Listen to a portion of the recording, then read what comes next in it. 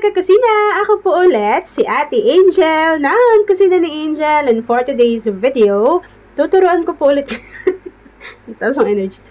Tuturuan ko po ulit kayo ng another dessert recipe or kakanin recipe na baka hindi mo pa nagagawa or nasusubukan sa iyong kusina, kaya't panoorin ang buong video dahil madali lang po ito. So una, dito sa aking lutuan, naglagay lang po tayo dito ng 13 tablespoon ng cornstarch. Pero depende yan kasi minsan may cornstarch na mabilis sumipsip ng liquid. So, siguro around 13 to 14 tablespoon po yung ilagay ninyo. At tutunawin lang po natin ito ng maigi sa coconut milk. Bali mga kakusina, naglagay tayo dito ng 2 batch ng coconut milk kasi nga po gusto ko ay tunaw na tunaw talaga yung inilagay natin na cornstarch. In total, gagamit po tayo dito ng 800 ml na coconut milk or 4 cups ng coconut milk. Ayan. So, kung walang pang ml, dun tayo sa cups. After po nun, kapag nailagay na natin yung ating coconut milk, hahaluin lang po natin ito ng maigi. At maglagay na rin tayo dito ng 1 can or 390 grams ng condensed milk.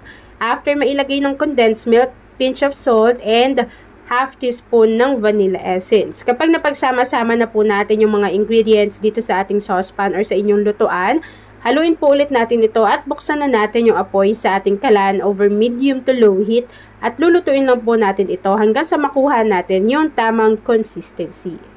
So habang hinahalo natin yan mga kakusina at hinihintay po natin na makuha yung tamang consistency, please don't forget to like and follow yung ating Facebook page, Kusina ni Angel. At kung mayroon din kayong Instagram, paki-follow na rin ako doon, Kusina ni Angel. And kung gusto nyong matuto pa ng iba pang mga recipes o kaya naman gusto nyo rin mag-share ng mga niluluto ninyo everyday, pwede po kayong sumali sa ating Facebook group. Andyan lang po yan sa ating Facebook page. At ayan na nga mga kakusina, kapag nakuha na natin yung ganitong consistency, yung halos wala na po siyang liquid dyan, pwede na tayo ditong maglagay at least 2 tablespoon ng butter and tunawin lang po natin to dito. Habang hinahalo ko to mga kakusina, nagready na ako ng aking molder. Pinahiran ko lang po yun ng konting cooking oil para mamaya dire-diretso na yung gawain ko. Ayan. So kapag nakuha na natin to mga kakusina, yung ganitong consistency, direct na po natin tong isalin sa ating molder. At kapag naisalin na natin to dito, palalamigin lang natin to.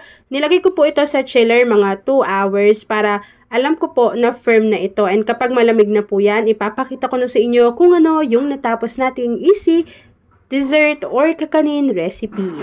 At ayan na nga mga kakasina, kapag ganito po yung nakita ninyo na kusa na siyang ayan o, humihiwalay sa molder, pwede nyo na po yung i-transfer sa inyong plato at mag-dust lang tayo ng cacao or cocoa powder and then ayan na! At ayan na mga kakasina, tapos na naman po ang ating easy and creamy na coconut milk pudding. Kung nagustuhan mo yung ating video, please like and share this video. At kung hindi ka pa nakakapag-subscribe sa aking YouTube channel na Kusina ni Angel, please click subscribe button. Click mo na yung notification bell, click all para lagi kang updated sa bawat ina-upload kong mga videos. Yun lang mga kakasina. Thanks for watching! Pakishare po pala yung video lalo na kung isa ka din sa coconut milk lover.